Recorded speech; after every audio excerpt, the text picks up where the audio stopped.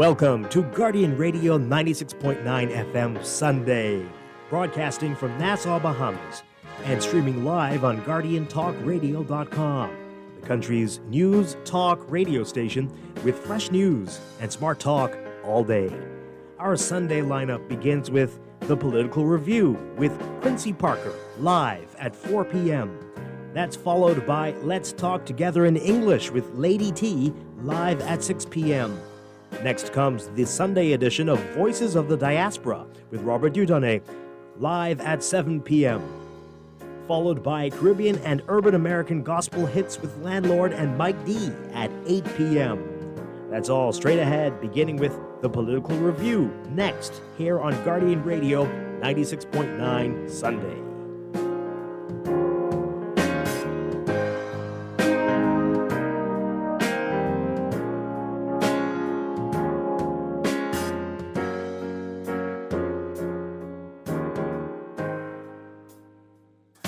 The views and opinions of the hosts and guests are their own and do not necessarily reflect the position of the management and staff of Guardian Network.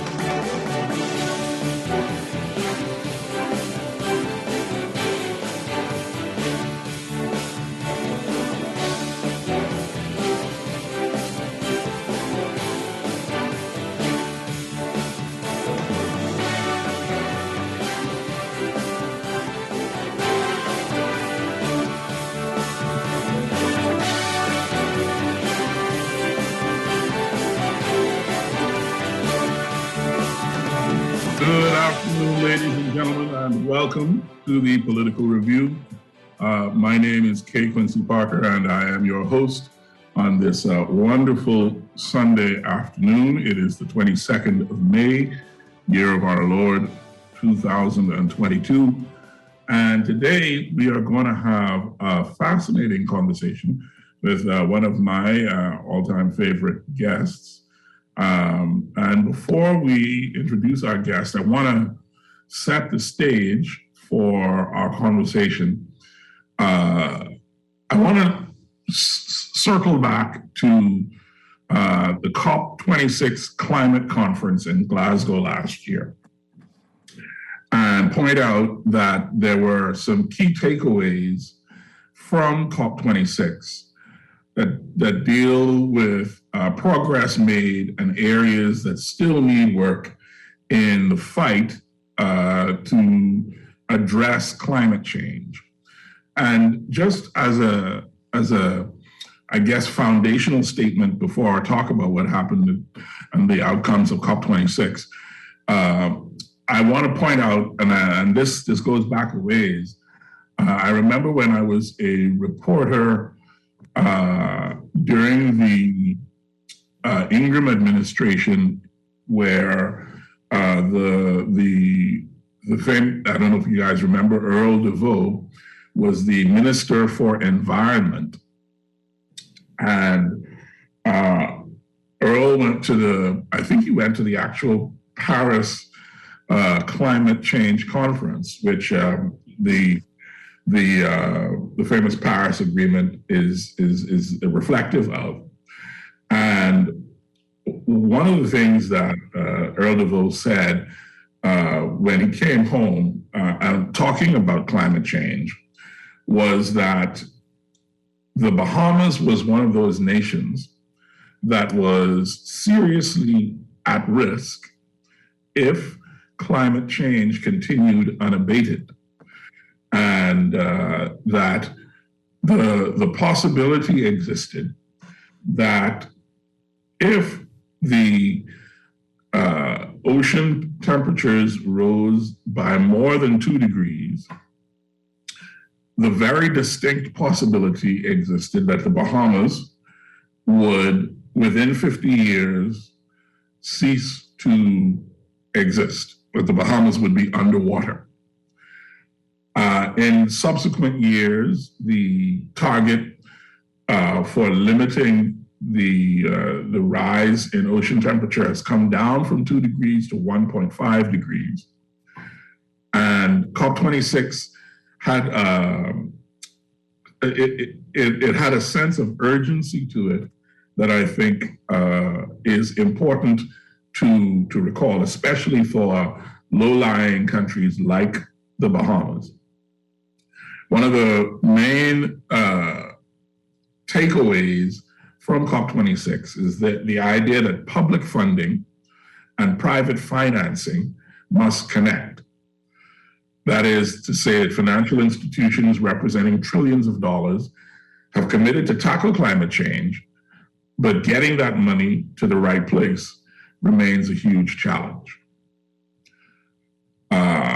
Also, coming out of COP26, countries reached a deal on Article 6 of the Paris Agreement, which will govern international carbon markets and theoretically would ensure that emissions reductions are not double counted among countries. Another major outcome of COP26, a plethora of pledges to preserve or restore nature as part of addressing climate change. And those particularly the agreements on the issue of stopping deforestation garnered more attention at COP26 than in past years.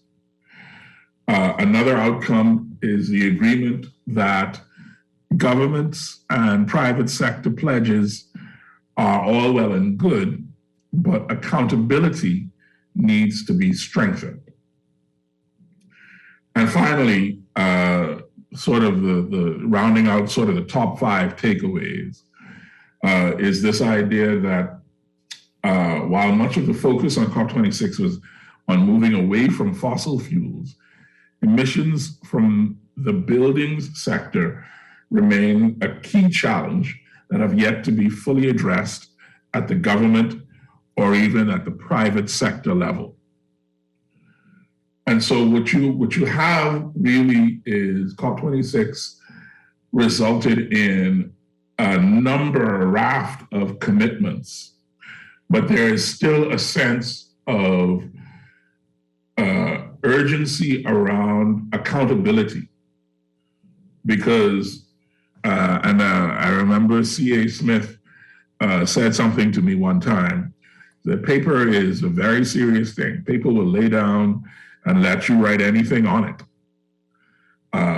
But taking something from the stage of writing it down on paper to making it real requires political will, it requires money, it requires a number of things. One of the Bahamas's most voluble and loudest climate warriors has been the former Minister of Environment and former Member of Parliament for Marathon, Mr. Romuald Ferreira. Romy has been a climate warrior for any number of years, and he joins us today on the Political Review to have a discussion about climate change, the commitment of governments to addressing climate change, and other environmental concerns. Romy Ferreira, welcome to the Political Review. Welcome back to the Political Review. It's good to be back. Thank you for having me. So you've heard my opening statement. What are your thoughts on what I have said as far as context for our conversation today? I think it's perfect. And so the only thing I would say further is that obviously from every government's perspective, climate change is real. And I've pointed out on a number of occasions, successive governments' commitment to it before we even had a party system of government. So this is something that has resonated with multiple generations of Bahamians. And that resonation, that thing that harmonizes with everyone, is this respect for the environment. And it has endured from the first marine sea park area that we call the Sea Gardens, created in the late 1800s, to present day. The real question is, as you put it in your opening, lots of money around the world is mobilizing towards climate change. It has been for a number of years. How do we access that money? Do our current structures serve us to do so? And of course, do we have the right framework and enforcement and political will ultimately to do the things necessary to achieve the goals that we all want, which is a country that will endure notwithstanding sea level rise and will do everything that it can to prevent its own self from being submerged, largely as a result of activities that are done by economic powers around the world. So I thought that you set the stage really well, and this is going to be a very fascinating discussion. Well, you asked a couple of questions there that could be rhetorical, but I'd like to make those questions real. And I'd like to turn them around and ask you directly. Do you think, let's get started. Do you think our current structures, as you say, serve us in the way that is necessary, given the fact that we are a victim of climate change more than we are perpetrators of? Yes, and of course, we are a victim of climate change. And when countries say that, and when we say that, what we mean is that our production of carbon dioxide and our production of methane is really negligible on the world stage. So therefore, as a country, we have the ability to sell the potential to develop our economy, because when we're really talking carbon credits, we're talking about economies, we're talking about development of economies. And we have that potential then to sell those credits. But the real question is then, do we have the structure? And this was something that we recognized early, certainly when I was minister. And this is the reason why you saw the rollout of the environmental legislation, because you cannot tap into any of that. You cannot tap into any of that unless you have the legislative framework. No government is going to give any government money without a legislative framework. And so up until we passed it in 2019, there was none. So there was none. And what they had certainly was inappropriate, and we could get to that, but there was really none. And so what you saw initially, certainly in terms of the legislative framework, was the rollout of the Ministry of Environment Act, and of course, the Environmental Planning and Protection Act. And these things are vital when it comes to climate change, because these allow governments mechanisms by way to receive potential donor funds, but also to enforce. You create a government mechanism to verify, which you were talking about, verifying the carbon credits, and to enforce if they're not met. So this was an important foundation. And then on the heels of that, we also introduced the ban on plastic, which a lot of people thought was esoteric, but it actually wasn't, because plastic comes out of the petroleum industry. It's a byproduct of their industry that they use to profit even more. So these things were part and parcel of fixing the landfill, which was also a huge source of carbon emissions, methane and carbon dioxide pouring out of the landfill with every fire. So this is the scenario and the framework and the backdrop that we inherited was one of a dump that was on fire and no legislative framework. What we sought to do and what we did was create a legislative framework and, of course, fix the dump.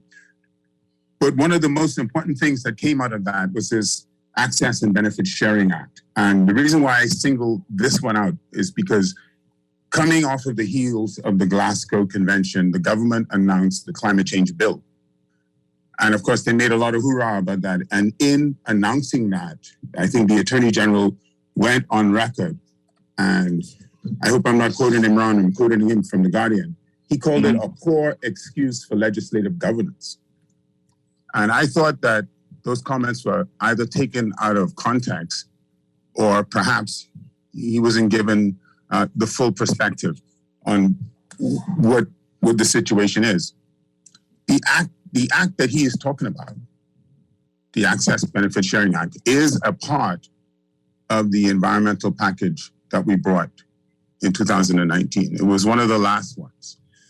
But most importantly, what it does, it protects our natural resources from really genetic piracy, from people and entities and commercial entities in particular out there that understand the richness of our genetic resources, that understand that our marine biodiversity is the best in the Atlantic and among the best in the world, that understand, and this is of particular importance, that you can take multiple animals or plants of the same species from around the Caribbean, but when you analyze them on a genetic basis, the genetic richness of our marine natural resources far surpasses anything that our neighbors have to offer. I mean, it doesn't even come close, right?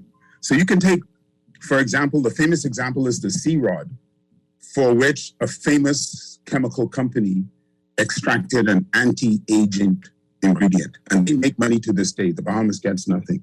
But let's stick with this example. So this particular sea rod, that's a common name, the richness of its genetic resources, the same species was recognized. And this is not just with this example, this is multiple examples in our marine richness and diversity. And they were able to extract from that a product that helps with anti-aging, but the government gets none of it. These are our genetic resources, by the way. These are our natural resources. So when all of the hullabaloo was going on about what are natural resources, well, we defined it. It's defined in the Environmental Planning and Protection Act. And so under that definition, these are our natural resources that other entities came, exploited, got the genetic information, and are making money. We are benefit zero. We had another very famous incident where a very famous a male potency and enhancement drug was able to use through our folklore and some of our bush medicine and extract compounds that facilitated that entity making a huge profit. And again, we made nothing. So we became very concerned because this is the reason for the act, but yet against this backdrop, you have legitimate scientists are trying to apply as well. And so his comments and this whole situation that is arising from this act are such that it causes us great concern, because are you really saying that you don't want Bahamians to benefit from their natural resources? Are you saying that you want companies to come in here and continue to plunder our genetic resources and nobody gets anything? I mean, surely that cannot be what he's saying. That's irrational. And so I'm calling for clarification on this point. He raised it in the context of the Access and Benefit Sharing Act, and it was coming out of the Climate Change Convention, and then they went on to announce the new Climate Change Act and regulations that they came up with that I went over in a great deal. But I think the most important thing is when we look at the sequence of events, it starts with the fact that we passed all of these laws that really create the foundation and the framework for whatever you see happening now. And any additional law is really just another ornament on the tree of the Ministry of Environment Act and the Environmental and Planning and Protection Act. But I am certainly opposed to the rollback of the Access, Benefit and Sharing Act because it disempowers Bahamian people. And so what we see the government doing is the vigorous application of this law against Bahamians. And this causes great concern for us because we know who the genetic pirates are. We know who the companies are. We know who the entities are. We know who the universities are that engage in their research and take their research grants. We know who they are. We also know who the Bahamian researchers are. We know them. We know who the Bahamian entities are. We know the entities that mean our country well. And so to apply this act, the Access, Benefit, and Sharing Act, against Bahamians in the same manner in which you that you propose not to apply it against the big chemical companies and beauty companies is perverse to us. And so this is a big part of the discussion that I would certainly like to delve into. Also, coming out of the climate change bill, I went over the legislation, and there's some key points that I think certainly need to be raised, and they're nuanced points, because to put this into context, having a climate change act is very important. So let's not, I don't want to undervalue this important step. But what I would like to say on this particular step in relation to the Climate Change Act and regulation is that when you look at the framework of this particular bill, it is set up to buy carbon credits, and it is set up in such a way that the government appoints the board. Now, if you remember correctly, that several ministers of the government went to an African country, I think it was Benin. I'm not sure if I'm correct, but I believe it was Benin. And what they went there to do was to observe the carbon credit system between the government of Norway and that government in relation to preserving its forests. Mm-hmm. And then they touted the fact that we can make, there's the potential to make money off of our natural resources because you can just preserve the forest or preserve the coral reef or preserve the mangrove, preserve something that is analogous to a carbon sink, similar to a carbon sink in a Bahamas situation. Obviously, we don't have an equatorial rainforest. But that situation is like all situations there. The government of Norway gives that money into an entity that is not controlled by the government, that is actually controlled by the other donor nations. And they, along with the United Nations, determine the projects. That is the way it is done in terms of those type of entities that receive carbon credits worldwide.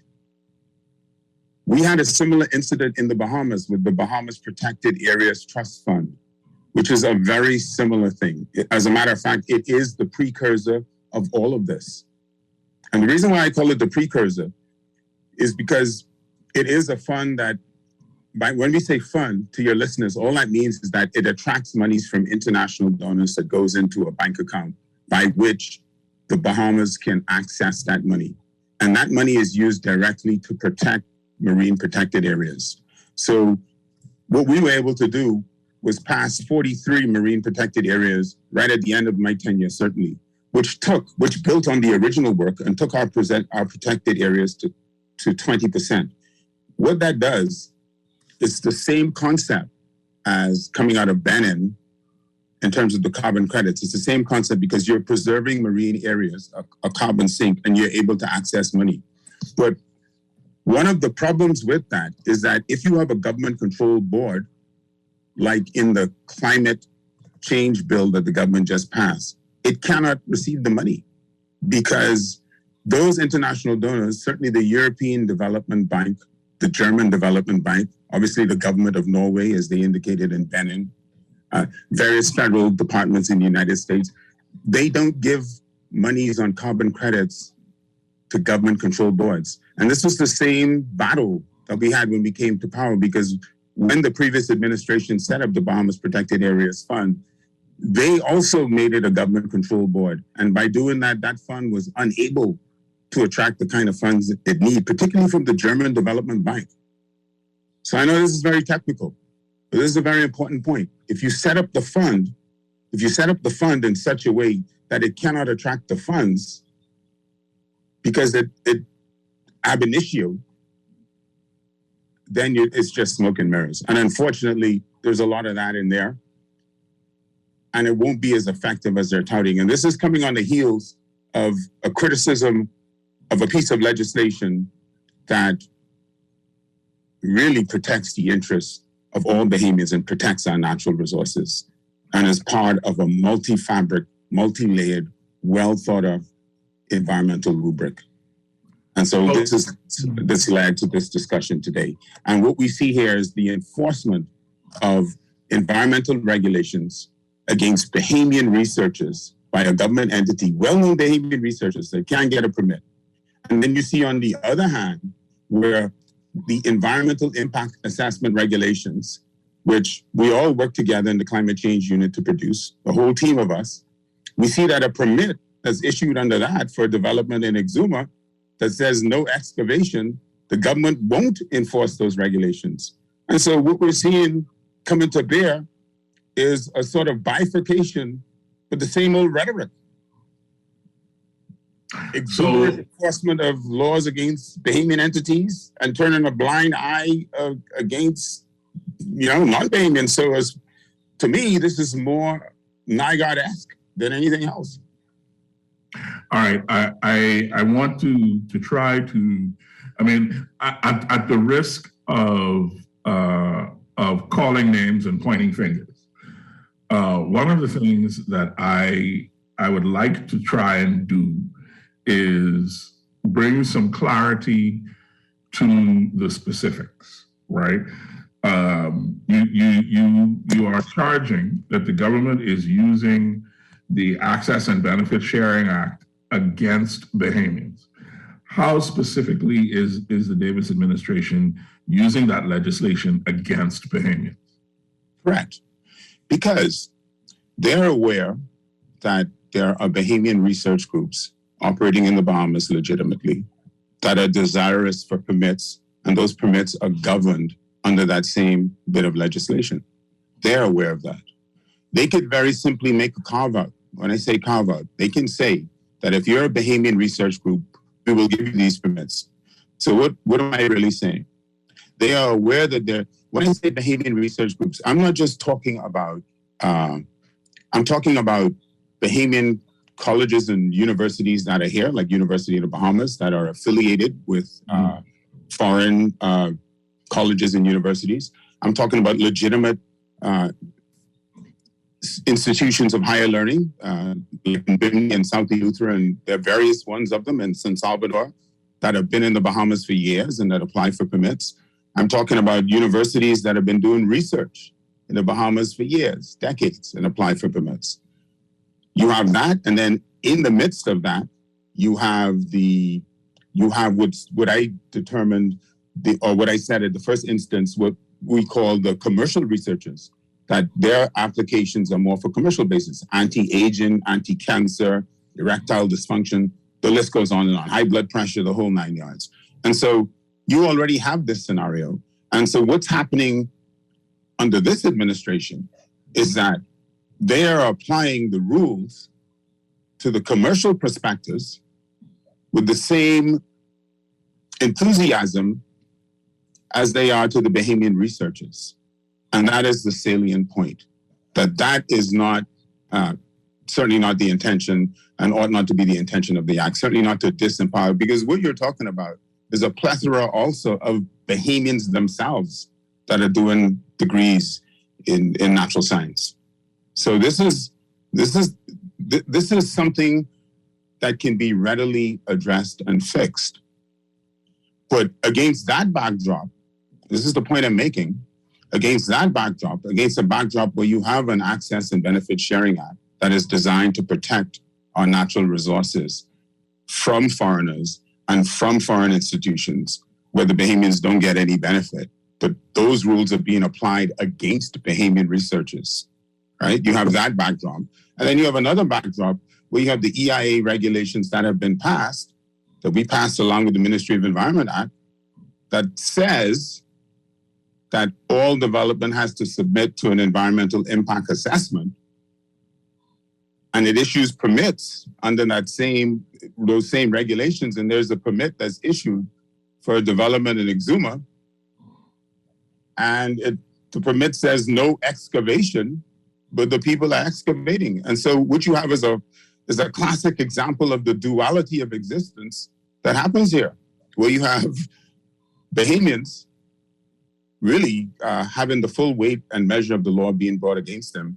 when a simple carve-out could be effective, and you have a non-Bahamian entity that ought to conduct themselves in a certain way as in accordance with the permit, and they're not. And so, yes, this is exactly the point I'm raising. Okay, so let me ask you, just let's pull back a little bit and ask just for some establishment of common grounds here. What other countries have legislation like the Access and Benefits Sharing Act?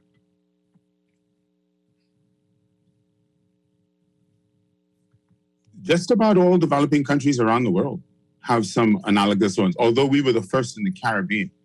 Because the Access and Benefit Sharing Act, remember that this wasn't created in a vacuum.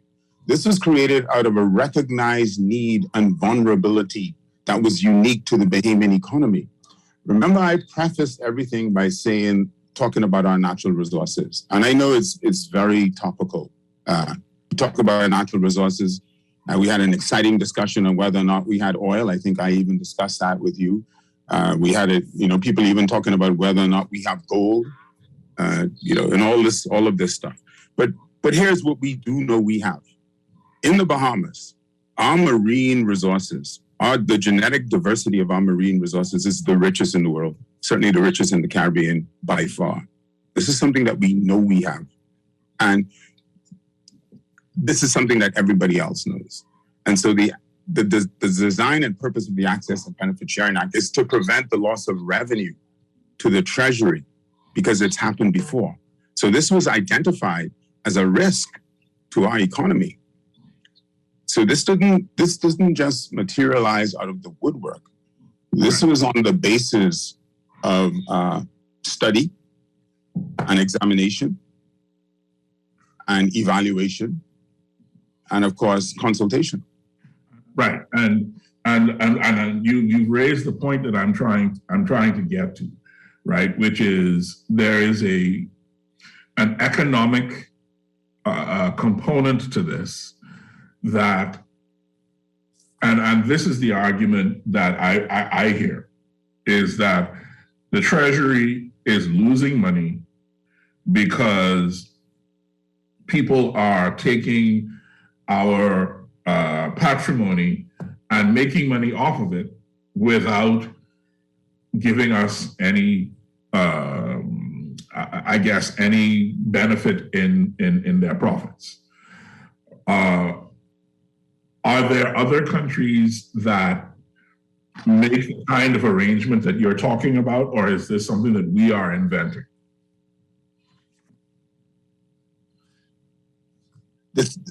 No, I mean, other countries have access to the benefit from their genetic resources. This is fairly common.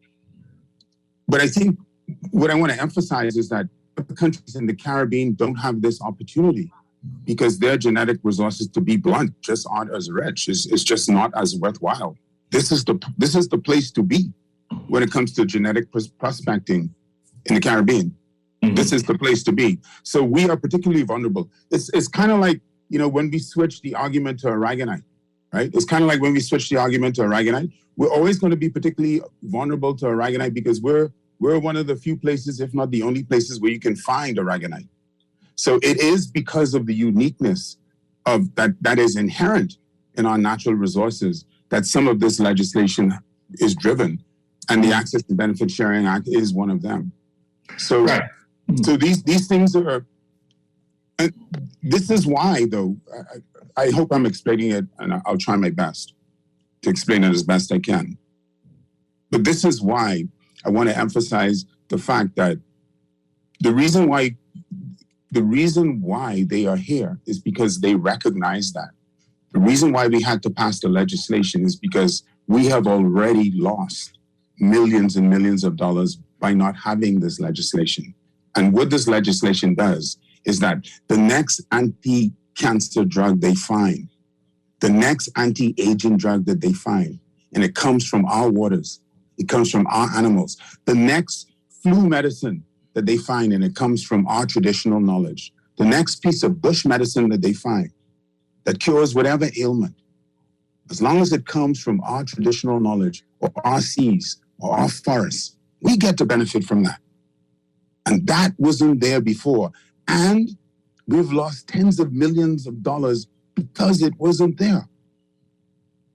So the idea is to get that because you want to regulate that element of it. But then at the same time, you also want to permit legitimate researchers to do their work. And I'm saying that that balance isn't there and that Bahamian researchers are being treated unjustly. And at the same time, the government is turning a blind eye to foreigners that are doing far worse things. That is exactly what I'm saying. And this is coming on the heels of the government touting their climate change bill, saying that the Access and Benefit Sharing Act was a poor excuse for legislative governments. And I don't know what the Attorney General meant by that, but I'd love to talk to him and find out in debate form. But what I would say is that hopefully he doesn't mean that enforcement of the laws to the benefit of Bahamians to protect our natural resources. I mean, he couldn't possibly mean that. And he couldn't possibly mean any of the other stuff. But here's what I'm saying is that this law is being applied unjustly against Bahamians and that the EIA regulations are not being enforced against non-Bahamians. That is exactly what I'm saying. Okay. And so that's, I'm sorry, that just seems incredibly unfair. And it also seems to go against the rhetoric of the administration. So this is why I'm asking it, because I just want to make sure that we're not talking at cross purposes and that we're not misunderstanding what is happening. So you're saying, and I guess I just want to make sure that my listeners understand clearly as well, that the argument is that Bahamian researchers are being disadvantaged versus foreign researchers by the application of the Access and Benefits Sharing Act by the Davis administration right now in this present moment. Yes. That's insane, bro. So that's insane. Well, what is interesting to me is that this is coming out of the heels of the climate change agreement, the Glasgow Agreement, and I think you laid out the rules quite clearly. And I thought I took a note, and I thought it was quite interesting because at the beginning you said getting the money to the right places remains a challenge, and you see that's always the challenge with climate change. That's the challenge with any environmental legislation, getting the money to the right sources. So we have a bill here, the Access Benefit Sharing Act, that potentially will get money to the Treasury. Then we have the Climate Change Act that they promulgated that is intended to get money to the Treasury. All these things are intended to get the money in. Those researchers are willing to pay, the Bahamian researchers are willing to pay their research permits fees as well. I mean, they're willing to pay them.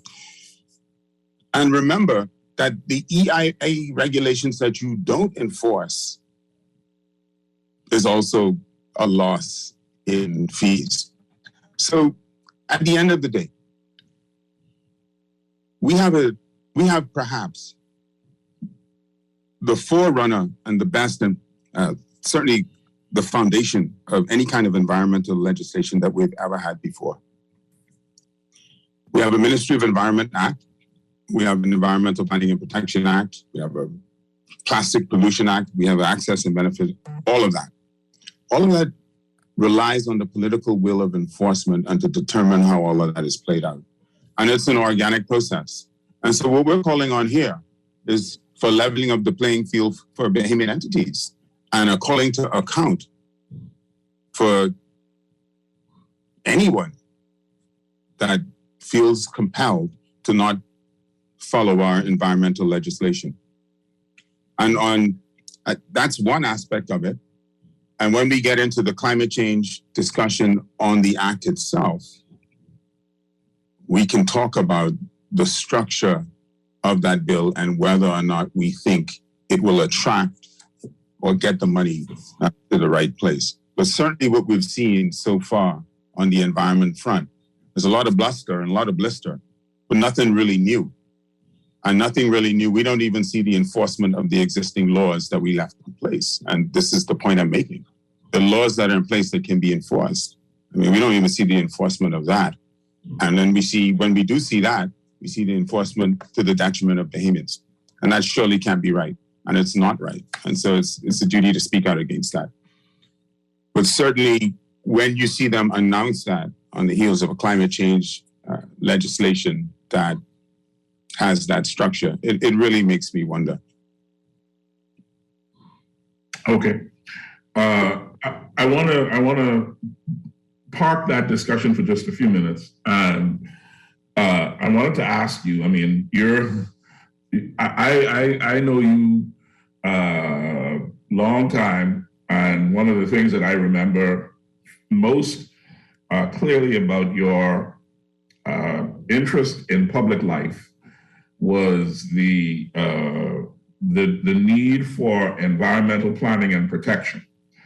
And I remember your early interest in the regulations that were not initially present to give teeth to our environmental legislation that existed at the time.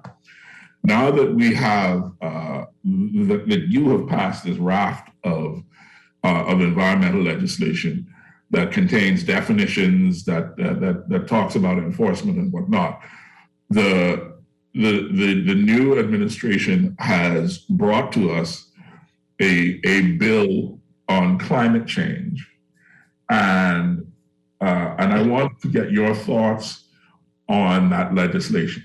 What do you think of that legislation as it is currently formatted? I think it's a good first step. And so by all means, I congratulate any government that passes environmental laws, because ultimately I want more of them, more and more and more. But I would say certainly, so congratulations on that end. But as an ecologist, right, I've been practicing and conducting environmental impact assessments in this country. I did my first one in 1992. I've been doing it a very long time.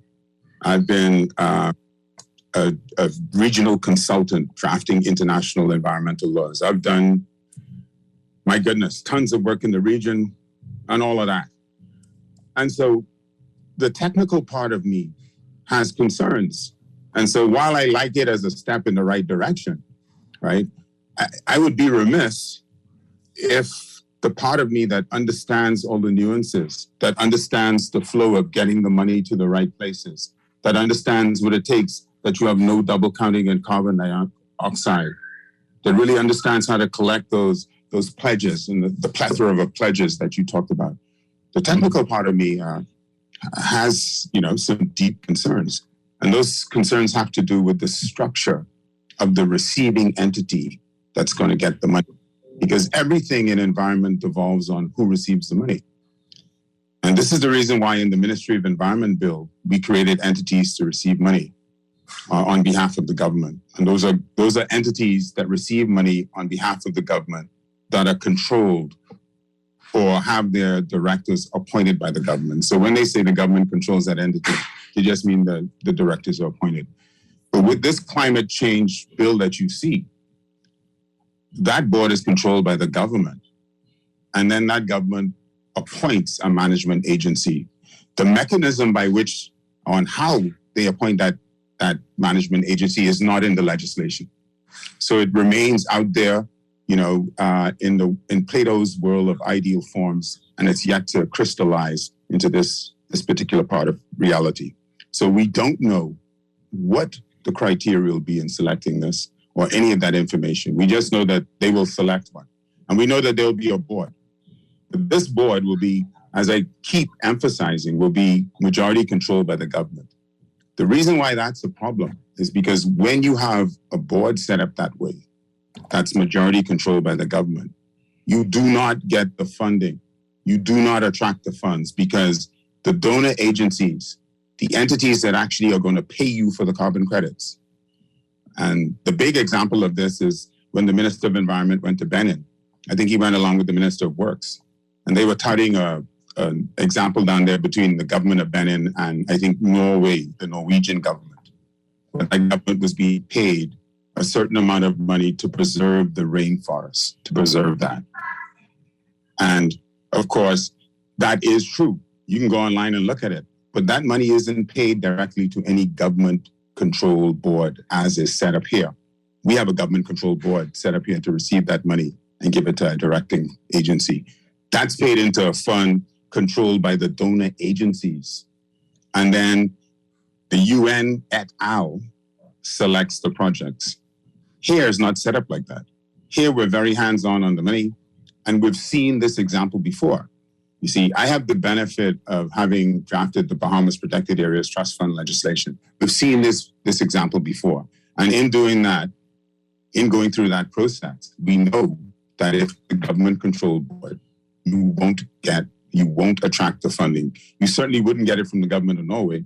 You wouldn't get it from the German Development Bank. And there are a plethora of other agencies, particularly out of Europe and some federal agencies that you just won't get it from because of the structure of it. And we know this. They know this because they were present when we were in Parliament and amended the Bahamas Protected Areas Trust Fund. And that was the justification. So what am I saying? We have an existing mechanism that can receive money now. We know what that mechanism looks like. This particular piece of legislation is a duplication of it, but it certainly cannot achieve its result in its current form because it's a government-controlled board and that doesn't attract the funding. And that is a fundamental point in relation to this piece of legislation. Notwithstanding, we're talking climate change, and that's always a good thing in a Bahamas situation. Because let's face it, we're in the front lines of a climate change war. Talk to us about enforcement. That is one of the areas in which all the commentary around COP26, it all lands basically on this sense. Anything that you say is good, but enforcement is the key. And so you have the raft of legislation that was passed under your chop, and now you have new legislation that's being introduced. What are our enforcement options? Enforcement is important. It's very important. And one of the things we did was get the environmental court back up and running, so we could deal with enforcement, certainly at the magisterial level. It's very important. Important that this enforcement at every level is actually important. But remember now, we want to enforce the law equally against all when it comes to environmental infractions, right? Not to disadvantage one group over another, but to apply it equally. So enforcement happens at three levels in this country: at the magistrate court level, and Supreme Court and Court of Appeal, and finally the Privy Council. I mean, those are the mechanisms of enforcement. And so what we were able to do is get the magistrate court up and running to deal with the less complicated methods of enforcement.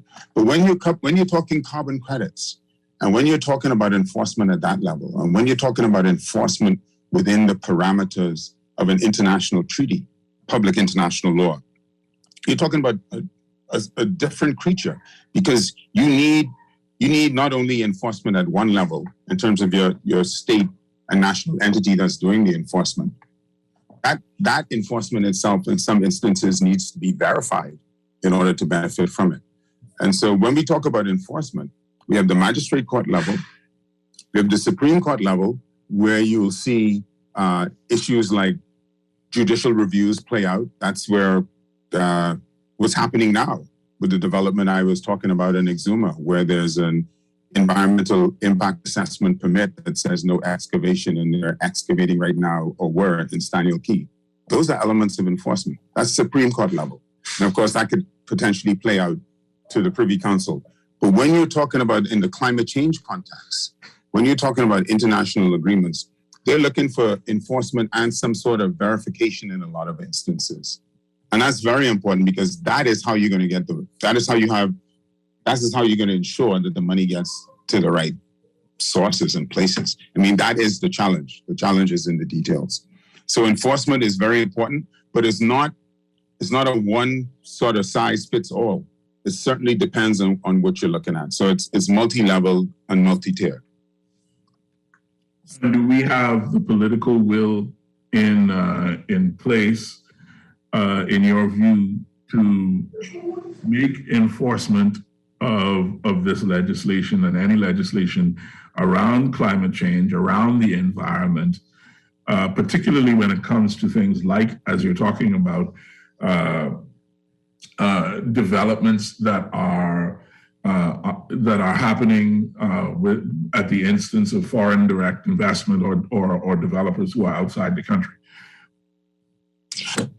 I think we do. I think sometimes we have to all work together because it's a partnership. The government relies on us sometimes to nudge them in the right direction so they can do what they ought to do. So I think we do have the political will to do it.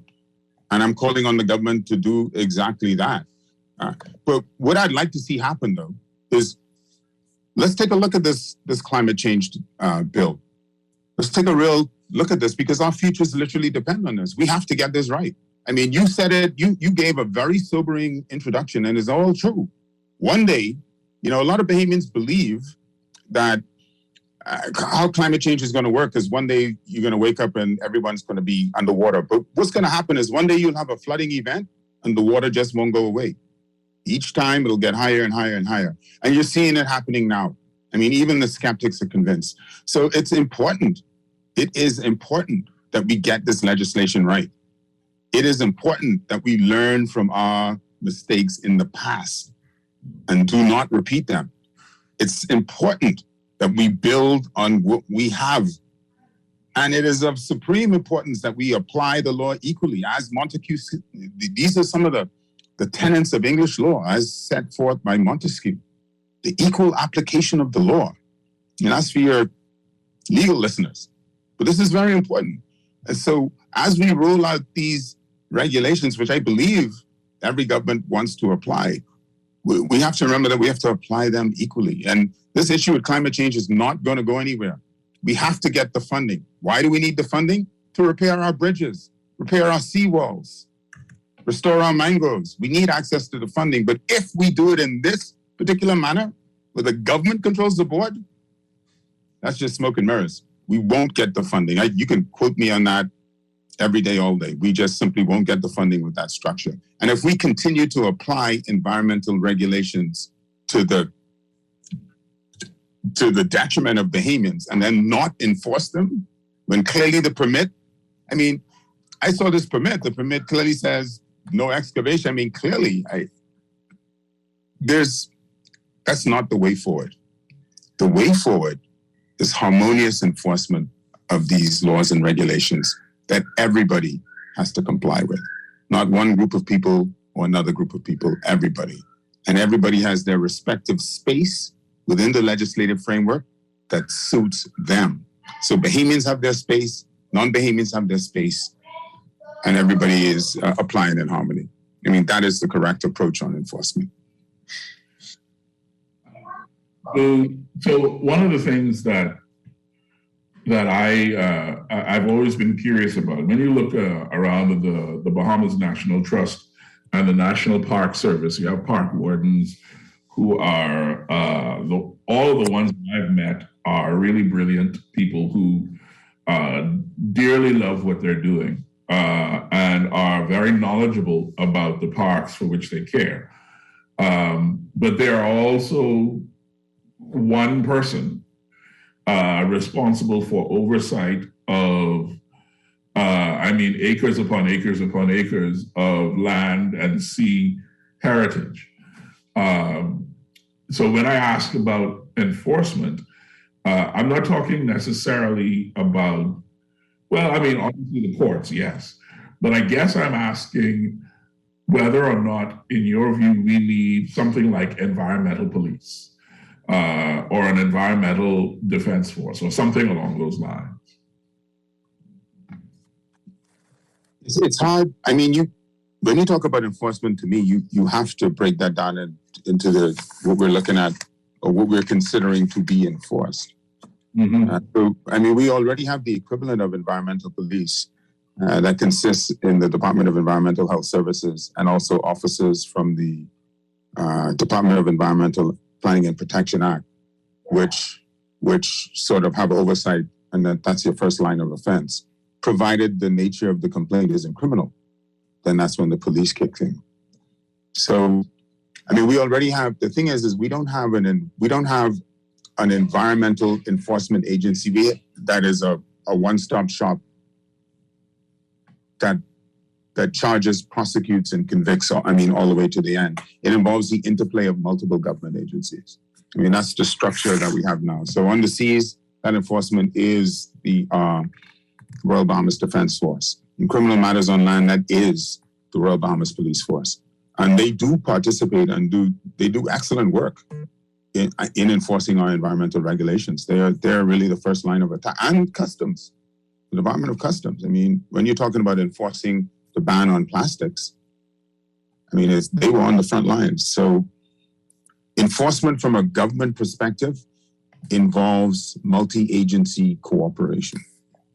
And in some cases, it would be a waste of funds to duplicate that effort, because you find yourself duplicating it and not getting the desired results. So inherently, it involves cooperation between government agencies. Yeah. I floated it because I remember a conversation that we had in the newsroom on one occasion about how enforcement and expertise work together. Right? The idea that in order to truly have an effective enforcement regime, the individuals responsible have to be expert, or at very least very knowledgeable in regards to the arena in which they are supposed to be enacting their enforcement activities.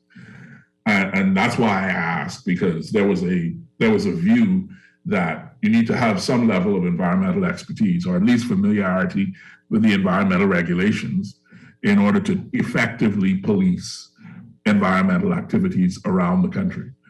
And that's I guess that is the genesis of that question and that expectation that do our police know?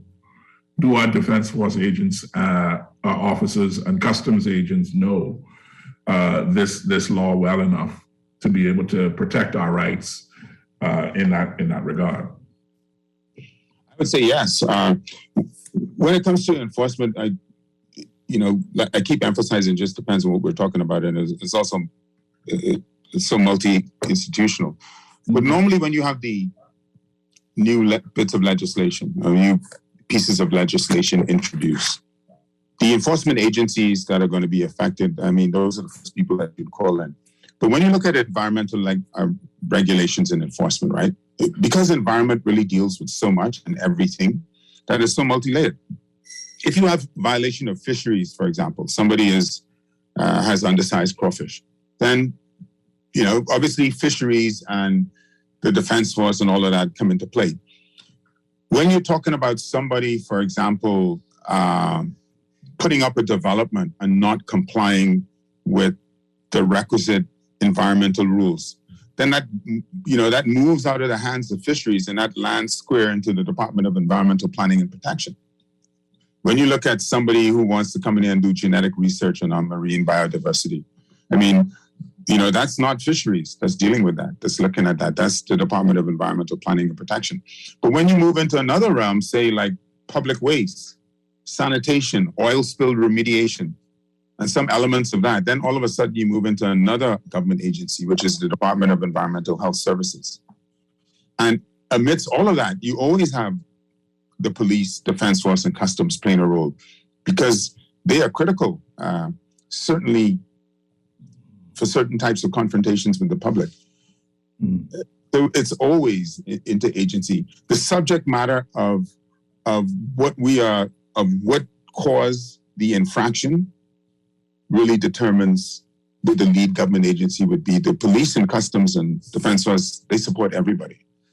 So, I mean, that certainly was my experience. But depending on what that infraction is, I tried to use those examples of whether it's fishing regulations or maybe it's a permit, maybe you have a development in the wrong place. All of these things attract different levels of expertise from within government at different levels and different layers. And it's all there. I mean, there's a cadre of people that are certainly well trained.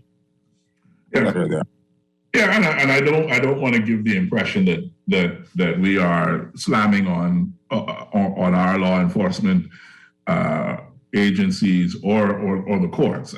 As I say, it was just something that I was curious about because of that particular discussion, and I thought that you having sat in the chair and being the passionate environmentalist that you are, that you might have an interesting perspective on it. So folks, it's 5 o'clock. You're listening to Guardian Talk Radio. My name is Quincy Parker. This is The Political Review, and we're chatting with former Minister of the Environment, longtime ecologist and chemist, also attorney at law,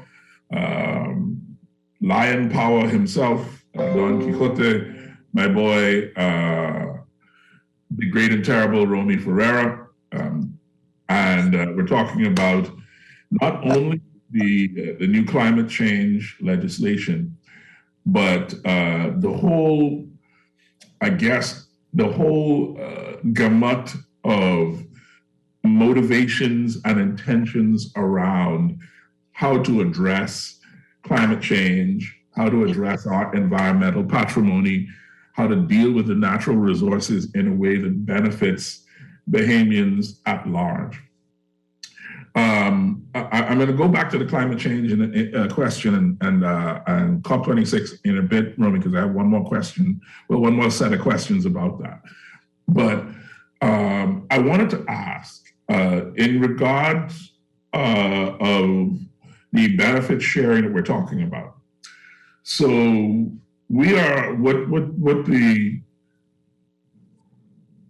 I want you to tell us what the legislation imagines in terms of how benefits are supposed to flow back to the Treasury and the country at large from whatever is happening with regard to exploitation of our natural resources.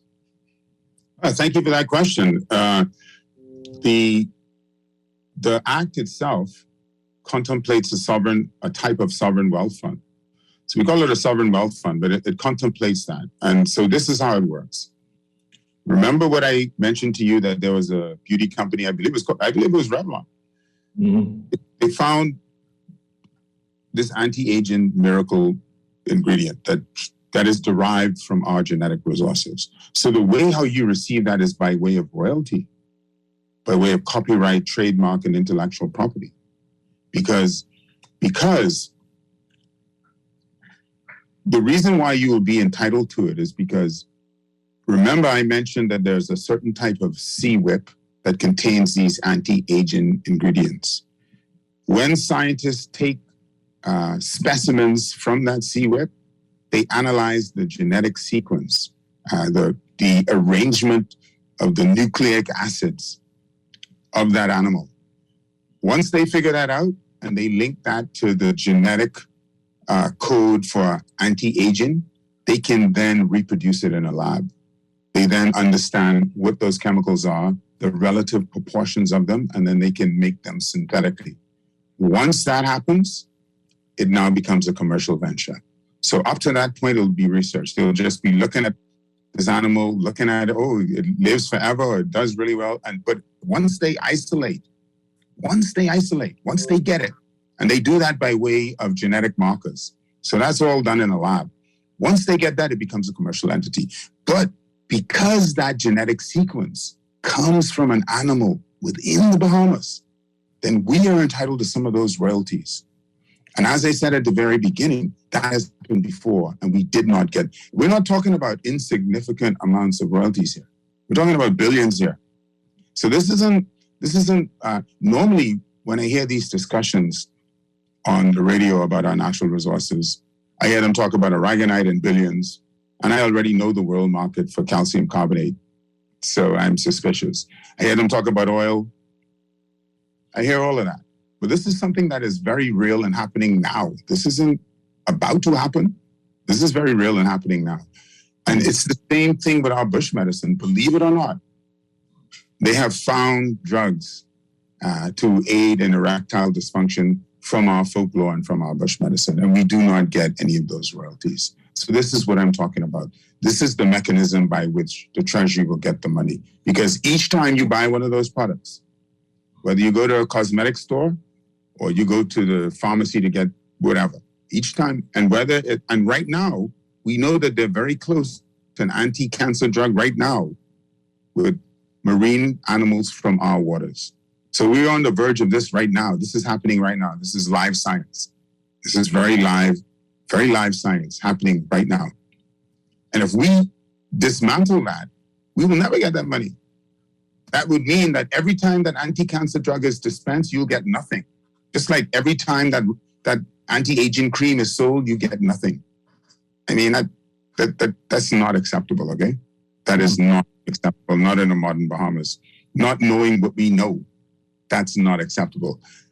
And all of this because you want to apply the rules unjustly against Bahamians. I mean, that's ridiculous. So what I'm saying here is that is so to clear that up, that's the mechanism by which you get the money.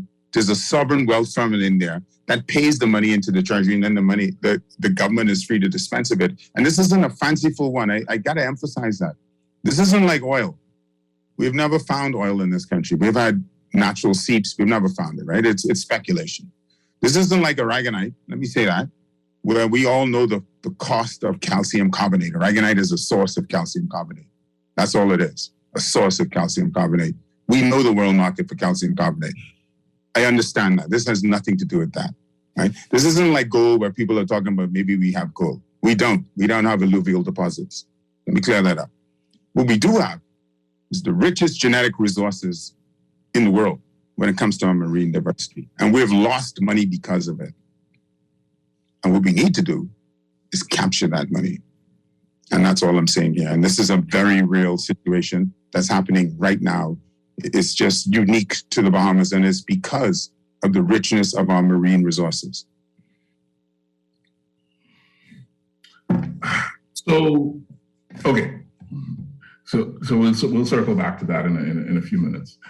But I want to make sure that I get to some of this climate change stuff, because there's a sense that I have, as someone who's reported on it, about the kind of urgency that is necessary to get anything done. And I ain't gonna tell you no lie, Romy. I don't know if I feel no urgency. You know what I'm saying? So 200 nations nearly agreed for the first time to phase down unabated coal-fired power plants and most fossil fuel subsidies, while pledging to submit more ambitious emission reductions targets just a year from last November. And this is contained in the 11-page Glasgow Climate Pact, which also adds pressure on nations to quickly ramp up efforts to reduce greenhouse gas emissions this decade. That's the 2010s. In hopes of limiting the global temperature rise to 1.5 degrees Celsius above pre-industrial levels. By adopting the pact, they might be able to keep a narrow window open for meeting the most ambitious goal of the landmark 2015 Paris Agreement on climate change. That's an unprecedented deal that was reached last November. And the president of COP26, Alex Sharma, said, and I'm going to quote him, because I think what he said was fascinating. I said, together over the past 2 weeks, parties have demonstrated what the world had come to doubt, that countries can rise above their differences to unite against a common challenge. I think today we can say with credibility that we have kept 1.5 degrees within reach, but its pulse is weak, and it will only survive if we keep our promises and translate our commitments into rapid action. The Bahamas is, as we've already established, not a producer or a significant producer of greenhouse gases or greenhouse gas emissions. And yet we are among the first that will more or less pay the heaviest price for global temperature rise beyond 1.5 degrees centigrade. I am of the view that a part of the beach erosion that we're seeing now is not just development driven, but because the effects of climate change are already being felt. Romy, you're an expert. You can tell me if I'm wrong on that. But it seems like, in addition to whatever advocacy we can undertake on the international stage, is there nothing that we as a low-lying developing country or a low-lying state can do to increase the speed with which the world responds to the climate change crisis? Yeah. Without a doubt, we're on the front lines of climate change. And I think everybody is aware of that. And it's because we're so flat.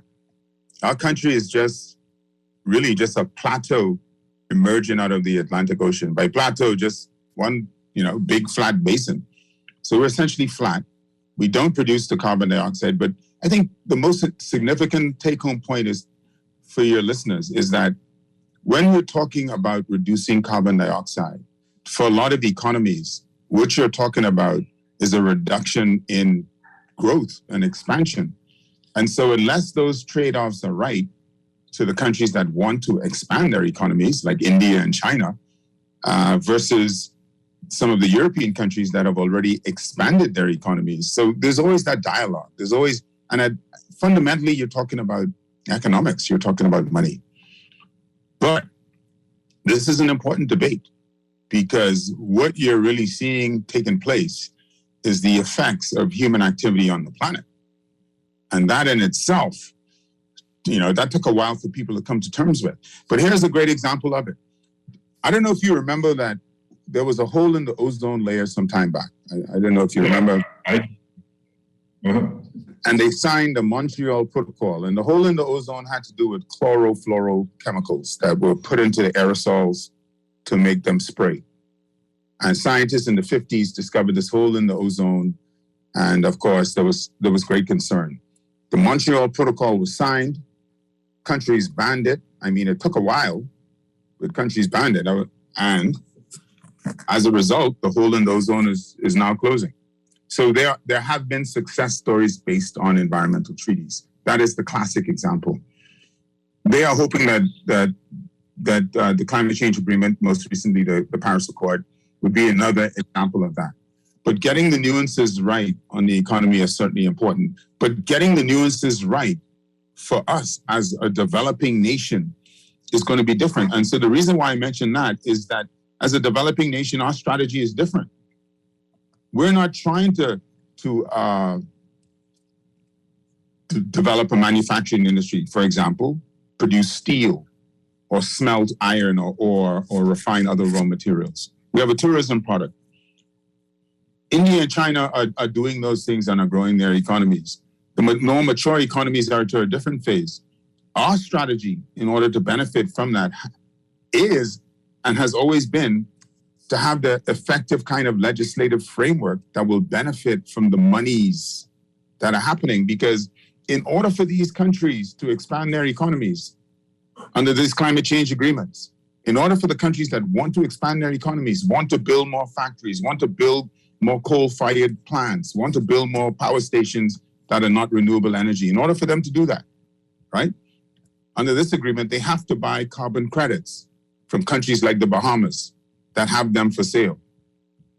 But in order to buy those carbon credits, there has to be an existing legal framework for those countries to buy them. And that existing legal framework is validated by the United Nations Environment Program, in part, and other agencies. And that existing legal framework by which the money goes to the right places mandates that the receiving entity is not a government-controlled board. And this is why we raised the concerns right at the very beginning, because you won't be able to benefit from it. So, in other words, as these companies pay other countries like Benin in Africa, because theirs isn't set up that way, as they start to pay other countries for their carbon credits, they won't pay us because our structure is wrong. And we know this to be wrong. That's why we amended the Bahamas Protected Areas Trust Fund in 2019, because we know straight up that that particular structure will not attract the money. And so we will not get the funding. The only benefit we get out of these accords is funding. That's what we get, so that we don't have to spend our money on capital climate resiliency change projects. And I hinted at them, repairing docks, repairing bridges, repairing coastal roads. The whole of the Bahamas is a coast. We're all coastal roads. And so that is really our only benefit.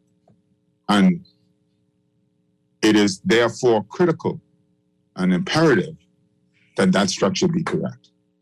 And this is why we're right back at that same point. So, all right, okay. I need you to help me with something, Romy. I'm not an idiot, and I don't think the people who are sitting in the chair of government at the moment are idiots. So, what you have explained seems eminently reasonable to me. That if the structure that is proposed is even in just by its nature, incompatible with the billions that will flow or are flowing, why use that structure as opposed to one that is compatible? I don't understand. Well, neither do I, particularly as we have the structure already. It exists in the form as the Bahamas Protected Areas Trust Fund Amendment Act. We have the structure, but this isn't unknown. This is the way how it works worldwide. If you want to access the money that is flowing from carbon credits, this is how you have to set up the entity. This is nothing new. So what we're seeing here is a little bit of defiance, because this is the way things are done worldwide. This is really nothing new. So it's a little bit surprising to see it that way. But we're saying that needs to be amended. But most importantly, though, I think that when we're talking climate change, you have to put the country in the position to benefit from the funds that flow from climate change. And they are flowing now. And when you go to the international conferences, everybody is trying to benefit from the flow of money. As these countries seek to expand their economies on carbon, they seek to buy credits. The only way we can do that is through the kinds of laws that will permit these entities to give us the money. And if that's not in place, then we won't get it. We won't benefit. And that would be, that's just a shame, because we stand to lose the most.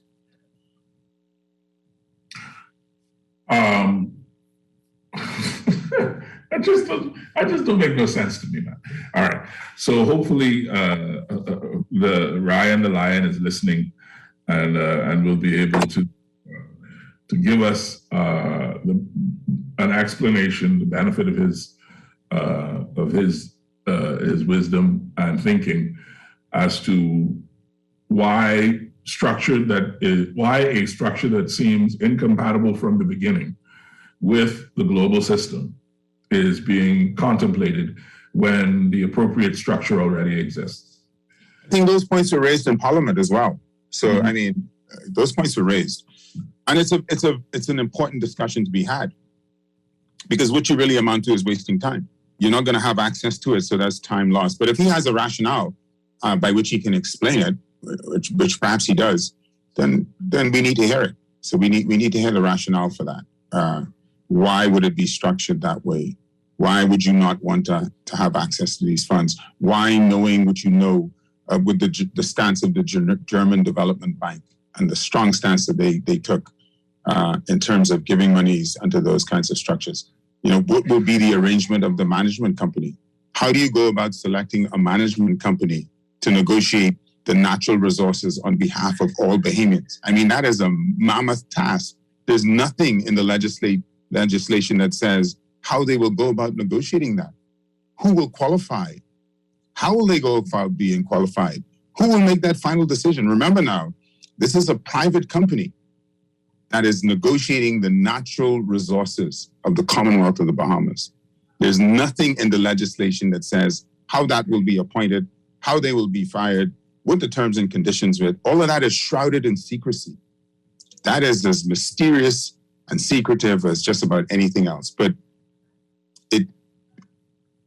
it can't be, because you're dealing with the natural resources of the Commonwealth of the Bahamas. We all need to understand what the nature of that relationship is going to be. We all need to understand, like, how will you select these people? We need to understand that. Not only that, the donor agencies need to understand that. They're not just going to take your word for it. They're not just going to say, oh yeah, you're a good guy, which we know you are. You're going to have to show that through structure and transparency.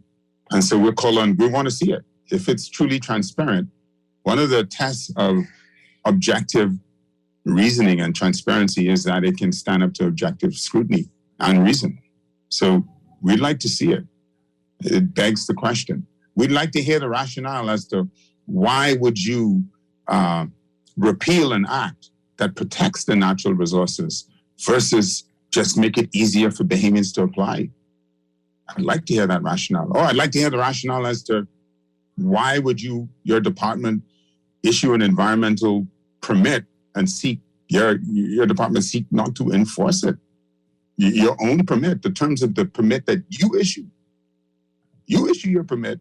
It says no excavation, big Stanley Key development, and they're excavating. Why would you not enforce that? I would love to hear the explanations to all of this, because consistency is part of it. So yes, I think there's a rationale that he may have. I would encourage him to share it with us all. I mean, he has to have a rationale. You don't do anything. You don't just act. I mean, action comes from motivation. There's definitely something going on. We just need clarity Yes. and an understanding as to what it is. This is kind of an odd question, but you're an odd fella like me, so I think we can have this discussion. The Bahamas. Okay. Before I ask that, can you explain simply what are carbon credits? Okay, before I go any further, I'm not an odd fellow on Scottish Constitution. The carbon credits. I can resist that now. It's a little sense of humor. But yes, carbon credits. I understand. Carbon credits are essentially just what they say.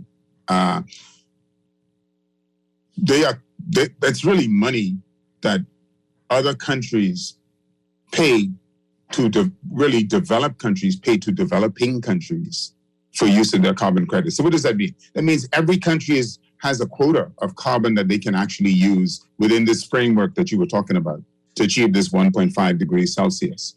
Mm-hmm. Under that system, some countries have more carbon and some countries have less. And so those with less trade with those countries that have more, like the Bahamas. And that's called trading in carbon credits. And that has a value. That has a dollar value. That's traded on the stock exchange. That's a real live living quantity. But it's a unique type of trading in as much as the way how this is set up, countries do it.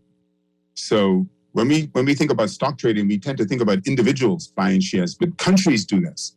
And so because countries do it, and countries are run by elected governments, and elected governments carry varying degrees of transparency, corruption indices, and effectiveness all around. This is a global phenomenon. There are built-in safeguards.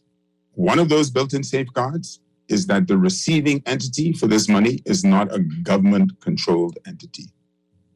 That is an important safeguard. That is like the first level of safeguard that they have. And so that's why it defies reason. And that's why we have to discuss it. We want to understand, how do you propose to make this climate change bill effective, notwithstanding the structure is not conducive to receiving the money? Mm-hmm. Right.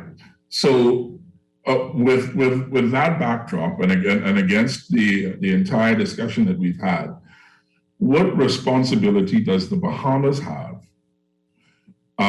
to take actions that mitigate climate change effects? For instance, we have a power system that is entirely dependent, well, not entirely, but majority dependent on fossil fuel. And there has been for decades call after call after call after call for, you got to inculcate renewable, you got to make more, you got to do more renewable, we got to get solar, we got to get ocean power, we got to yada yada, so on and so forth. And for all of the talk, we continue to find ourselves in bed with fossil fuel. And renewable energy always seems to be just out of reach. Now, I have some thoughts, having worked at the power company for a while, about why it is out of reach, but that's a different discussion. Should we as a country be held to account for continuing our reliance on fossil fuels when we are chastising and castigating larger countries and bigger economies for the same thing?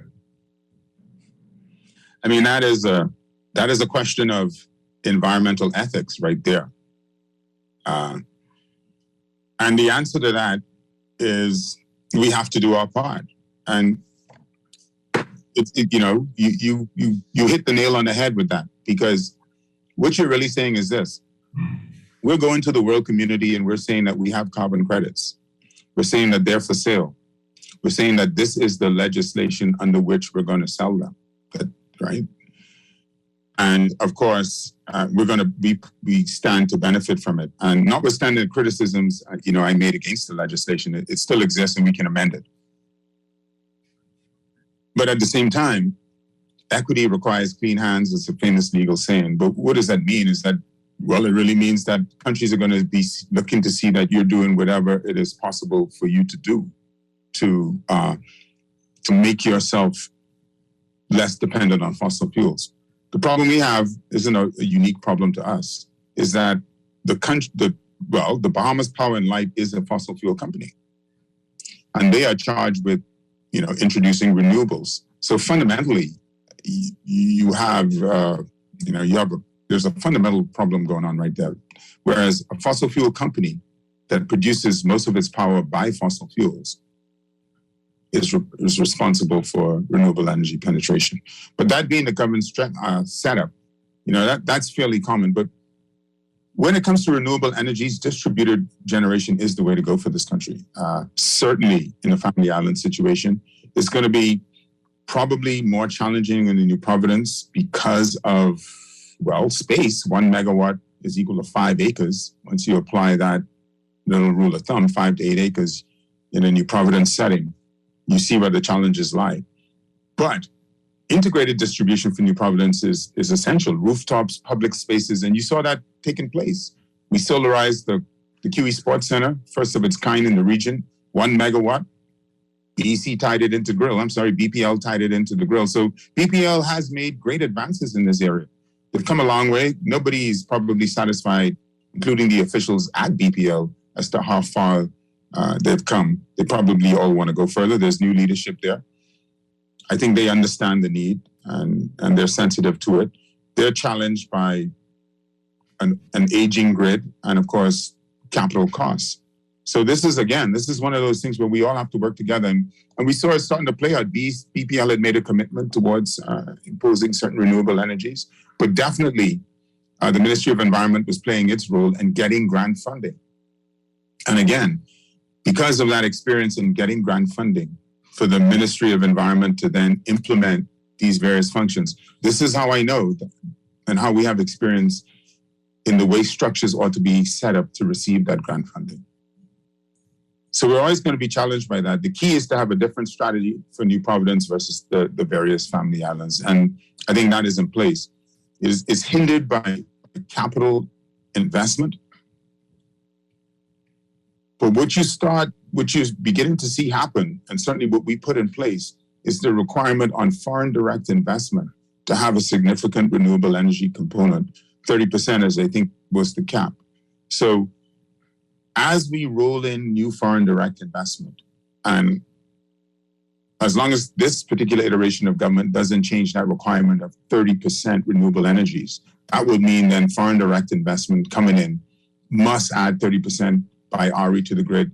I mean, that is very significant right there. In taking demand off of BEC to produce energy, it makes that much more energy available for other consumers. So there's a benefit there. So we're going to see it play out in that way. And we'll also see monies, if we can attract the monies from the climate change bill. I mean, these are what these things go to pay for, RE systems. And this is why getting it right is so critical, because the climate change money that comes in, and I said it at the very, very beginning, the donor agencies tend to want to see that used for climate change type projects, climate change type resiliency projects. And renewable energy is one of them. Solar panels is one of them. Wind is one of them. And it's a natural system for getting the money to the right sources. And as you mentioned, that's a perennial challenge. It still is. But this is why it comes back to this climate change bill, because that's the way you're going to do it. So to paint a context picture, I did some research, and the International Energy Agency says that global oil demand alone would need to collapse by 75% over the next 30 years in order to put the world on a pathway to net zero emissions by 2050. At the same time, solar, wind, and other renewable energy sources would need to increase more than 5-fold, and nuclear power would need to double to shrink fossil fuels' share of the global energy mix from 80% to 20% by 2050. Now, of course, the IEA sees this window of opportunity to hit this pathway narrowing very quickly as global demand for oil and gas rebounds from the low point of the 2020 pandemic lockdowns. But the record and the furor over record gas prices in Europe last October only fueled the debate over whether the pace of energy transition is already crippling energy security, setting the world up for damaging price volatility in the years to come. So basically what you have is, despite calls for the need to double down on renewable spending to avoid a supply crunch such as that seen in the gas markets, major challenges to backstopping intermittent renewables with baseload power capacity still remain. And in a country like the Bahamas, where we have a spending crunch that means that we cannot move wholesale into inculcating renewables into our energy mix, we find ourselves stymied as to a path forward. So the door of the millions and billions of dollars that's flowing through the international financial system for the express purpose of promoting renewables, we have to throw that door wide open so that we as a jurisdiction can benefit from that as much as possible. Eh? Yeah. And if the government is closing that door by incorrectly or by inappropriately, let me not use the term correct, by inappropriately structuring bits and pieces of the legislation and its government infrastructure, there's a problem there. And someone needs to say what the benefit of doing it this way is as opposed to doing it the way it's already done in the current legislation. There are two things that jump at me. We mentioned this about the fact that we want to attract money through the climate change bill, and the structure is wrong. But there's another component. What we don't have is the liberalization of the sector. So what you don't have an IRCA, because we have IRCA, but what you don't have is IRCA giving out generational licenses or distributional licenses to other entities to produce electricity from renewable sources. What you have is a climate of protection for BPL, because as a state-owned monopoly, the government has so much money tied up in just loans to BPL and covering their debt that there's a protectionist environment. And they fear, and we all fear, that without that environment, BPL would just fold. We all work there. I work there as well. It's not sustainable financially, certainly the model they have. They can't pay their bills. The fact of the matter is that it is a state-owned entity. Decommissioning that's another discussion. But setting it up so that we have greater renewable penetration, that's entirely possible. And the Family Islands, is that spot. And so the private-public partnership between BPL and between people that want to put in systems in the Family Islands, put in these, and we saw it happening sort of post-Dorian, put in these distributed renewable systems along stretches of the Abaco Highway and et cetera, where it all plays out. This is the way to go. It would be through public-private partnership, because it's the only way that it's certainly a very good way to attract the capital that they need to put in the infrastructure. Because in order to put in the infrastructure, you need not just solar panels, you need to upgrade the distribution and generation system as well. So you have to attract that capital. That either is going to come from more state borrowing, or that's going to come from private sources. If it's coming from private sources, that's public-private partnership. So the question is, how open is BPL to that? Do you see a structure on their website saying how to do that if you want to generate for them? They're very protection like that, very protectionist. You don't see any sort of licensing scheme emerge like you see beginning to take place in the radio sector, radio broadcasting sector, or in the telephone sector. You don't see any of that. Or even shades of it in the water and sanitation sector. You don't see that yet in power generation. So that's an interesting observation. So I guess what I'm hinting at is structurally they're not even, they don't seem to have contemplated that to its full extent. What is hilarious about what you are saying is that BPL had a, have mercy. I am no longer with BPL, so I do not want to be identified as carrying water for BPL. But I have to tell the truth. And the truth is that BPL had a strategic plan that was commissioned by the old board that was written after a tremendous amount of research by the executives of the company, excuse me. And a part of that strategic plan it called for exactly the kind of licensing of power distribution that you're talking about. So it is actually incorrect to say that they had not contemplated it.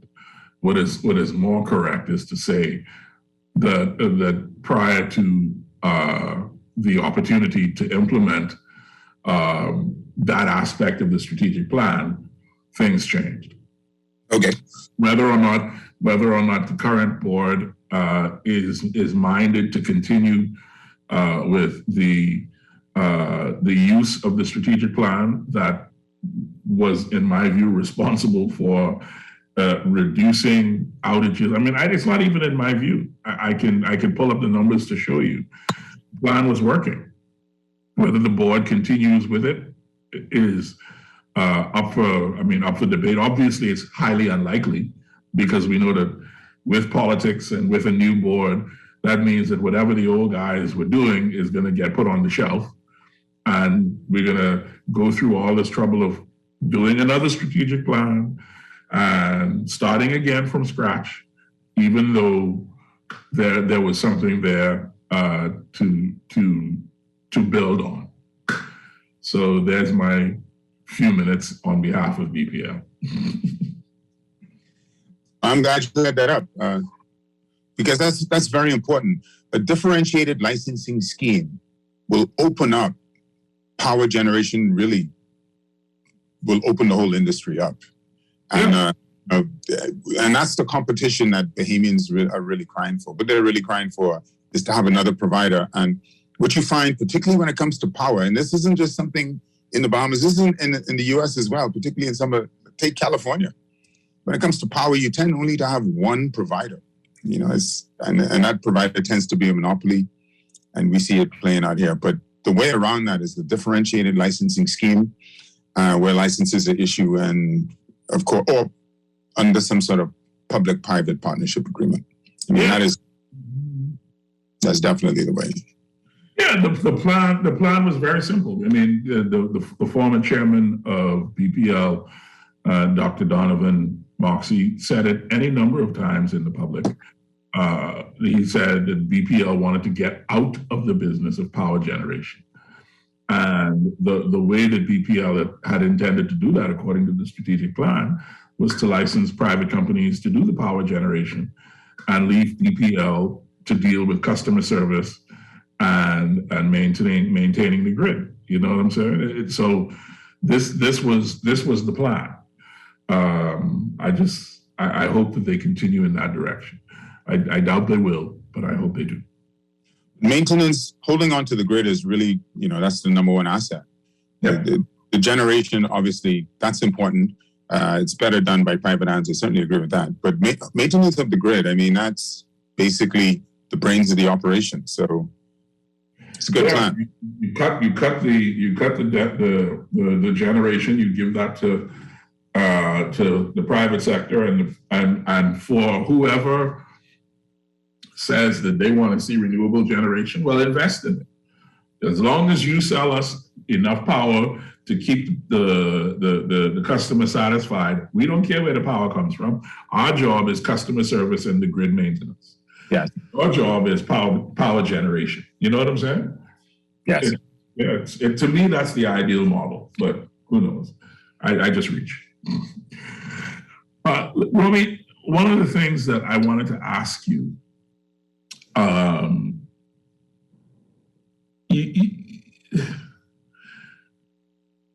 Minnis administration suffered from a preponderance of news about Hubert Minnis and not enough news about what was being done by the administration and in the different ministries.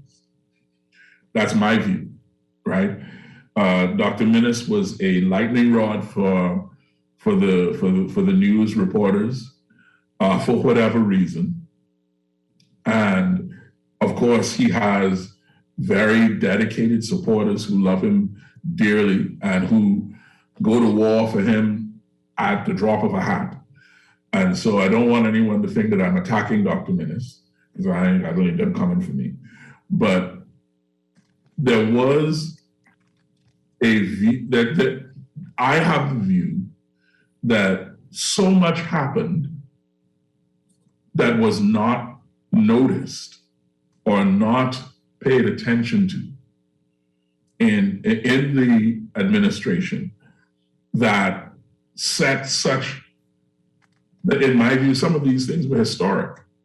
And one of those things, and I continue to talk about it, is the amazing package of legislation that you passed in the Ministry of Environment. And so with the last few minutes we have on the show, I wanted to ask you why that legislation was important. And I want you to give us specific examples, because I think people don't understand the value of the legislation, and they don't understand it because when it was passed, the legislation was overshadowed by the politics of dealing with Dr. Minnis as a prime minister, as opposed to actually understanding why this legislation was historic.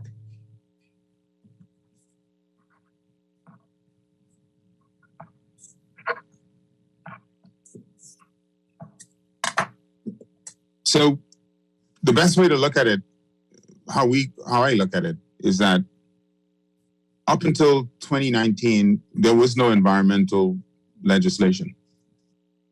What we were operating with were a bunch of laws that were scattered all over the place. And the most important one, and still is a very important bit of legislation, was the Department of Health Services Act, which established the Department of Environmental Health Services. But there was none. So what does this mean, though? Why is it important?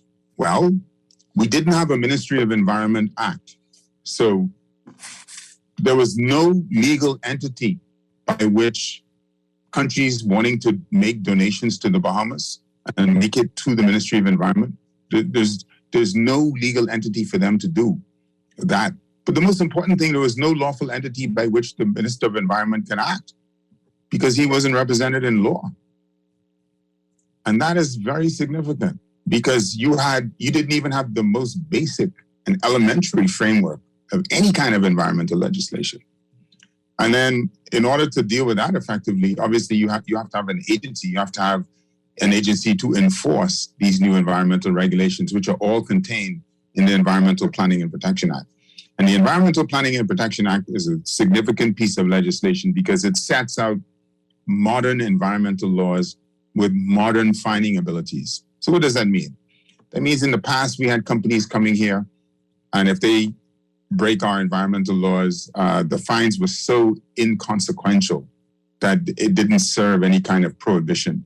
And there was no agency supervising that. So we corrected all of that by introducing an Environmental Planning and Protection Act.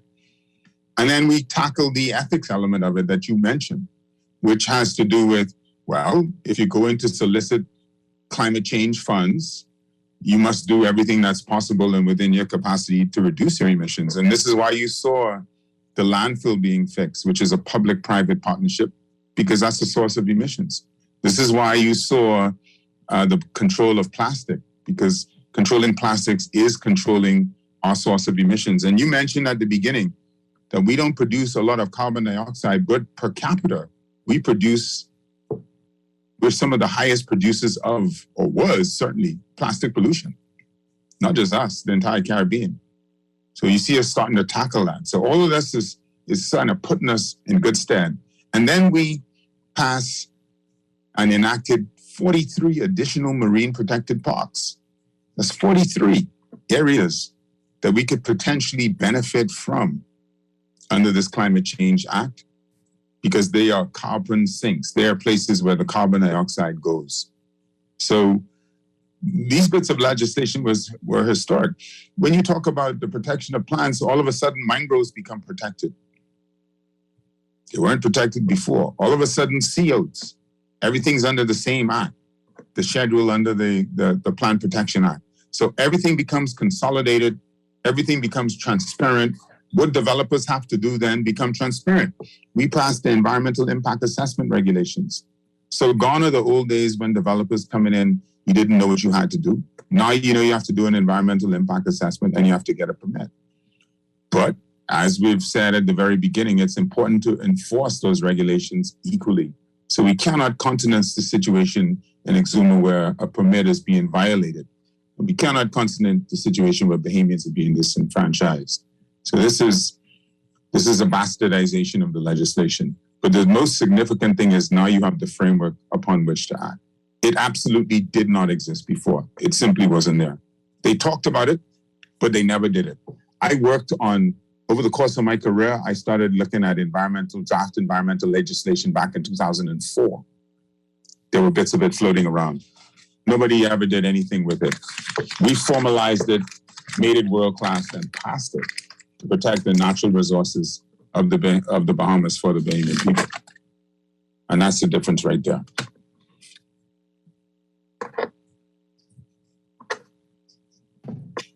All right. What's next?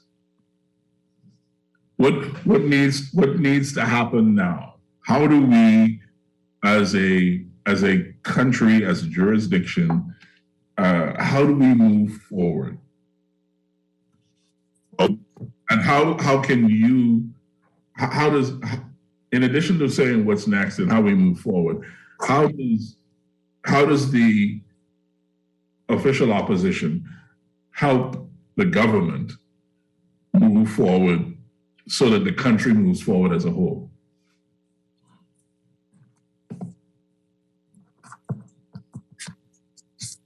Well, what's next? Well, that's obviously what's next is we need more environmental laws. There are a ton load of them out there. There's some we left on the drawing board. Certainly I did. There are two that are very critical when you talk about what's next. One is this environmental damage, this whole idea of environmental damage, which has to do with when a ship is at berth and it loses its anchorage for some reason and it slams into a reef. How do you assess that? You know, that whole idea. And the other is cruise ship regulations. Cruise ship regulations for when they are in port. It's an important source of revenue. And of course, the cruise ship industry is a high impact industry. I mean, there's nothing environmentally friendly about them.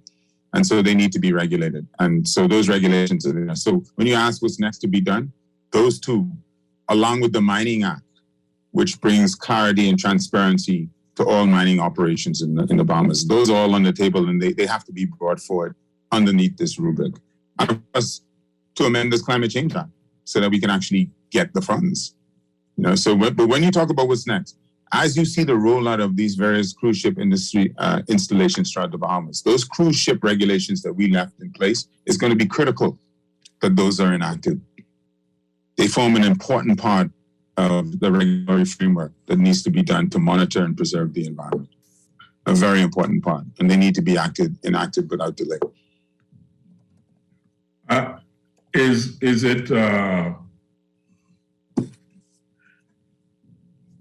it your view that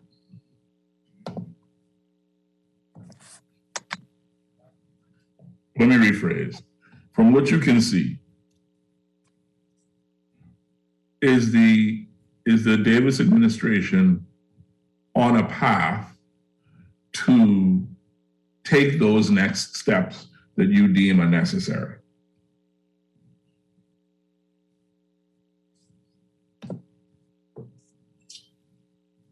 If I would say the answer to that, will they do it? I would say no. And here's my justification. Because what you've seen so far, what I've seen so far from them, doesn't encourage me to think otherwise. We have environmental legislation in place that they're in. I mean, this is the scenario that the landscape that I see. We left laws in place. Those laws aren't being enforced. The ones that are being enforced to the detriment of Bahamians. When people complain, you enact a climate change bill that is not in keeping with industry practices and will not achieve your intended purpose of attracting the funds. So it shows a willingness to talk a lot about a subject, but not a willingness to give it the requisite level of thought and contemplation that goes into effective action that's going to make a difference. And that's the level of concern right there. And so if you had the ear of the minister, the ear of the prime minister, the ear of the attorney general, and you had a few minutes to say what you had to say to them, what would you say?